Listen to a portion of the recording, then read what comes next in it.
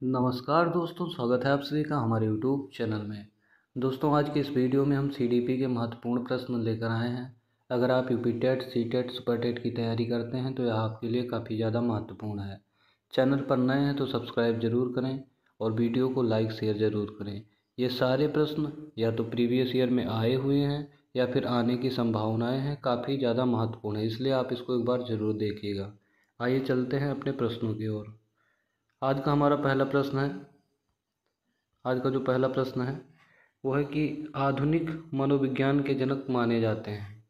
Option है Skinner, option दूसरा है विलियम जेम्स, ऑप्शन तीसरा है वुडवर्थ और ऑप्शन चौथा है वाटसन। इसका सही उत्तर हो जाएगा ऑप्शन दूसरा विलियम जेम्स। विलियम जेम्स को आधुनिक मनोविज्ञान के जनक के रूप में माना जाता है। ठीक है, इसके बाद दूसरे क्वेश्चन की बात करते हैं। दूसरा क्वेश्चन है हमारा, ईगो लिबिडो का अर्थ क्या है। ठीक है, क्वेश्चन है आपका, ईगो लिबिडो का अर्थ क्या है।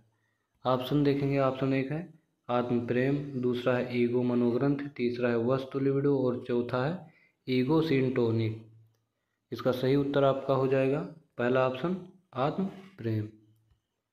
इसके बाद हम तीसरे क्वेश्चन की बात करते हैं।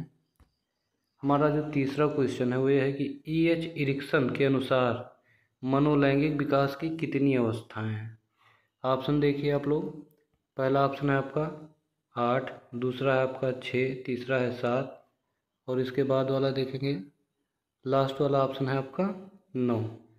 सही उत्तर इसका हो जाएगा 8 अवस्थाएं उन्होंने बताई हैं। आगे बात करते हैं क्वेश्चन नंबर 4 की। अब हमारा चौथा प्रश्न है कि शिक्षण विधियों तथा शिक्षण नीतियों में अंतर होता है।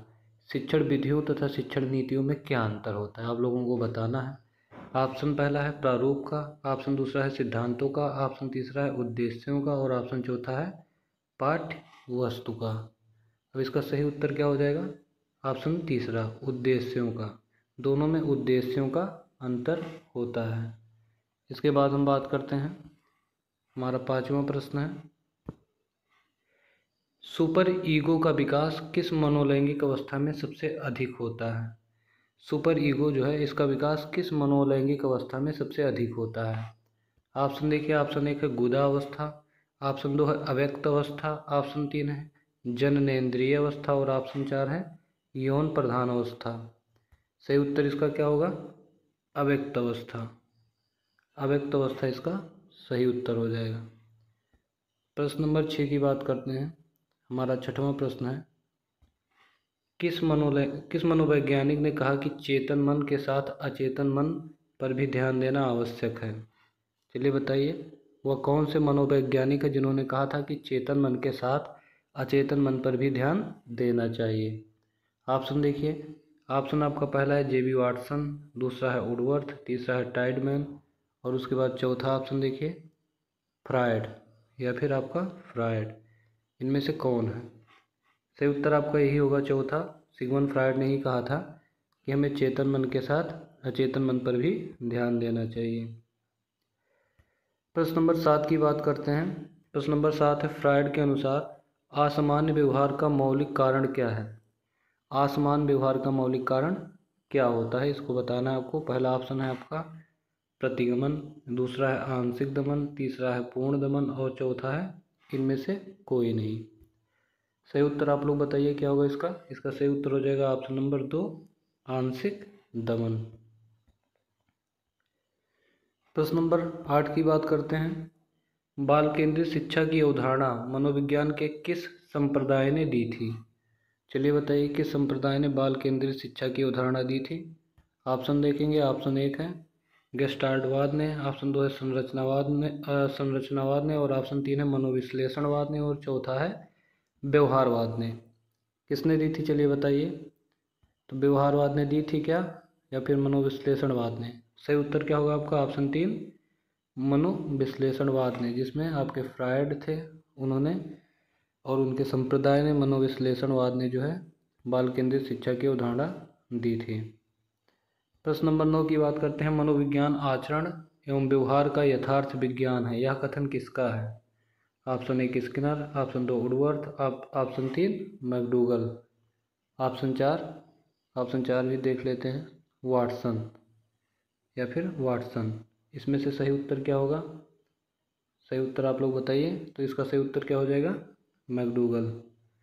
मैकडूगल इसका सही उत्तर हो जाएगा। क्वेश्चन नंबर 10 की बात करते हैं। शिक्षा के संकुचित अर्थ में शिक्षा प्रदान की जाती है, क्या किसी निश्चित स्थान पे, या फिर दूसरा ऑप्शन है प्रत्येक समय व स्थान पर, या फिर तीसरा ऑप्शन है जीवन पर्यंत, या फिर चौथा उपरोक्त सभी। तो इसका सही उत्तर क्या हो जाएगा? सही उत्तर आप लोग बताइए, इसका क्या होगा?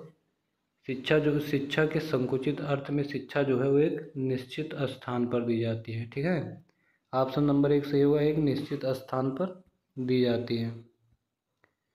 क्वेश्चन नंबर 11 पढ़िएगा, बहुत ही महत्वपूर्ण प्रश्न है, आप लोग इसे ध्यानपूर्वक देखिएगा। जर्मनी के लिपजिंग विश्वविद्यालय जहां प्रथम मनोवैज्ञानिक प्रयोगशाला 1879 में स्थापित की गई, वर्तमान में उसका नाम क्या है?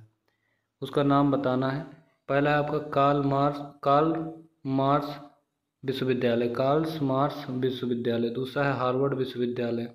तीसरा ऑप्शन है साइकोलॉजिकल इंस्टीट्यूट, और चौथा ऑप्शन है इनमें से कोई नहीं। सही उत्तर इसका क्या हो जाएगा? ऑप्शन नंबर 1 कार्ल मार्स विश्वविद्यालय इसका सही उत्तर हो जाएगा। प्रश्न नंबर 12 की बात करें। आत्मनिरीक्षण विधि द्वारा किनकी क्रियाओं का अध्ययन किया जाता है? आत्मनिरीक्षण विधि द्वारा किनकी क्रियाओं का अध्ययन किया जाता है? ऑप्शन देखेंगे हम लोग, चारों ऑप्शन देखना है। पहला ऑप्शन है कक्ष में छात्रों की व्यक्तिगत विभिन्नताओं का। दूसरा ऑप्शन है स्वयं की। तीसरा है असाधारण बच्चों की, या फिर उपरोक्त में से सभी का। तो इसका सही उत्तर क्या हो जाएगा? स्वयं का। स्वयं का अध्ययन किया जाता है, स्वयं के व्यवहार का अध्ययन किया जाता है। क्वेश्चन नंबर 13 है हमारा कि प्रश्नोत्तर विधि के जनक किसे माना जाता है? तो प्रश्नोत्तर विधि का जनक किसे माना जाता है, आइए देखते हैं। ऑप्शन मॉन्टेसरी को, हेनरी कार्डवेल कुक को, फ्रावेल को, या फिर सुकरात को। सही उत्तर क्या हो जाएगा आपका? सुकरात को प्रश्नोत्तर विधि का जनक माना जाता है। क्वेश्चन नंबर 12 की अगर हम बात करें, बाल केंद्रित शिक्षा किसकी देन है? बताइए, बाल केंद्रित शिक्षा किसकी देन है? ऑप्शन देखिए, शिक्षा के राष्ट्रीयकरण की, सर्व शिक्षा अभियान की, शिक्षा मनोविज्ञान की, या फिर उपरोक्त सभी की। बताइए कौन सही होगा इसमें क्या सही होगा आप लोग को बताना है। तो इसका सही उत्तर क्या हो जाएगा? शिक्षा मनोविज्ञान की। बाल केंद्रित शिक्षा जो है वो शिक्षा मनोविज्ञान की देन है। ठीक है, क्वेश्चन नंबर 15 पर चलते हैं और 15 की बात करते हैं। शिक्षा मनुष्य के अंतर्निहित क्षमता का परिपूर्णता से विकास करती है, यह कथन किसका है? ऑप्शन है 1 Swami Vivekananda, B.F. Skinner, Pestalozzi, Rabindranath Tagore. सही उत्तर क्या हो जाएगा? यह कथन स्वामी विवेकानंद का है कि शिक्षा मनुष्य के अंतर्निहित क्षमता का परिपूर्णता से विकास करती है। यह कथन स्वामी विवेकानंद का है। कथन भी याद रखना है आपको, कथन से प्रश्न आते रहते हैं, कम से कम 2 या 3 प्रश्न आते हैं जिसमें कथन पूछा जाता है। क्वेश्चन नंबर 16 है, थॉर्नडाइक ने शिक्षा मनोविज्ञान का कैसा रूप प्रदान किया? ऑप्शन 1 है निश्चित एवं स्पष्ट, ऑप्शन 2 है अनियमित, ऑप्शन 3 है आंशिक स्पष्ट, और ऑप्शन 4 है उपरोक्त सभी। सही उत्तर की ओर चलेंगे, ऑप्शन नंबर 1 निश्चित एवं स्पष्ट। थॉर्नडाइक ने शिक्षा मनोविज्ञान में निश्चित एवं स्पष्ट रूप प्रदान किया है। क्वेश्चन नंबर 17 की बात करते हैं। 20वीं शताब्दी में मनोविज्ञान को माने जाना लगा था। क्या माना जाने लगा था? बताना है आपको। 20वीं शताब्दी में मनोविज्ञान को माना जाने लगा था, क्या माना जाने लगा था? ऑप्शन देखिए, आत्मा का विज्ञान, व्यवहार का विज्ञान, या फिर मन का विज्ञान, या फिर चेतना का विज्ञान। तो 20वीं शताब्दी जो है वो व्यवहार का विज्ञान है, ये चीज़ आपको याद रखना होगा। क्वेश्चन नंबर 18 की बात करते हैं। 18 नंबर क्वेश्चन है, विकास का अर्थ है। विकास का क्या अर्थ है? देखिए ऑप्शन, परिवर्तनों के उत्तरोत्तर श्रृंखला, परिपक्वता एवं अनुभव के फलस्वरूप होने वाली परिवर्तनों की श्रृंखला। ऑप्शन 3 है अभिप्रेरणा एवं अनुभव के फलस्वरूप होने वाले, इसको ऊपर करते हैं, परिवर्तनों की उत्तरोत्तर श्रृंखला। तो इसमें जो आपका सही उत्तर होगा वो यही होगा, ऑप्शन नंबर 3 अभिप्रेरणा एवं अनुभव के फलस्वरूप होने वाले परिवर्तनों की उत्तरोत्तर श्रृंखला, यही आपका सही हो जाएगा। क्वेश्चन नंबर 19 की बात करते हैं। 19 नंबर क्वेश्चन है आपका, मनोविज्ञान को दर्शन शास्त्र से अलग करके विज्ञान का दर्जा किसने दिलाया? ठीक है। मनोविज्ञान को दर्शन शास्त्र से अलग कर विज्ञान का दर्जा किसने दिलाया? ऑप्शन देखिए आप, ऑप्शन इसका देखिएगा। पहला ऑप्शन है इसका विलियम जेम्स, स्किनर या फिर वाटसन। चौथा ऑप्शन। इसमें सही उत्तर क्या हो जाएगा आप लोगों को बताना है। तो इसका सही उत्तर क्या होगा? William James. विलियम जेम्स ने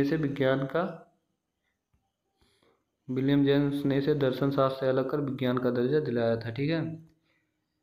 अब क्वेश्चन नंबर 20 जो कि हमारा आज का अंतिम प्रश्न है उसकी बात करते हैं।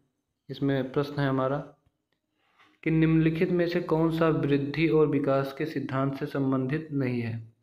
निरंतरता का सिद्धांत, ऑप्शन 2 वर्गीकरण का सिद्धांत, ऑप्शन 3 समन्वय का सिद्धांत या फिर ऑप्शन 4 वैयक्तिकता का सिद्धांत। सही उत्तर क्या हो जाएगा इसका? ऑप्शन 2 वर्गीकरण का सिद्धांत। दोस्तों ये हमारे 20 प्रश्न काफ़ी ज़्यादा महत्वपूर्ण हैं। मिलते हैं अगले वीडियो में, तब तक के लिए धन्यवाद।